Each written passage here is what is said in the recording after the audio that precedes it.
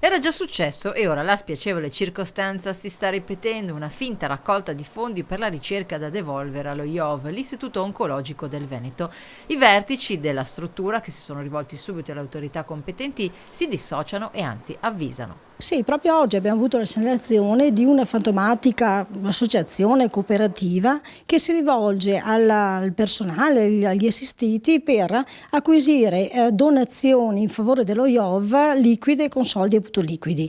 Quindi ci tengo a precisare che lo IOV, essendo ente pubblico, acquisisce risorse e donazioni solamente con delle procedure tracciabili e quindi con bonifici bancari, postali, piuttosto che con delle donazioni effettuate a mezzo bancomat. Per chiunque volesse aiutare lo IOV e dunque la ricerca, le strade giuste le abbiamo appena sentite. Poi donare, cioè se si dona si può detrarre, no? la spesa che si dona, quindi è importante dire anche questo. Sì, è detraibile e ne approfitto comunque per ringraziare tutti coloro che nel tempo hanno sostenuto la nostra attività con appunto donazioni, e tra l'altro quest'anno solamente nei primi 6 mesi abbiamo ricevuto 600.000 euro in donazioni.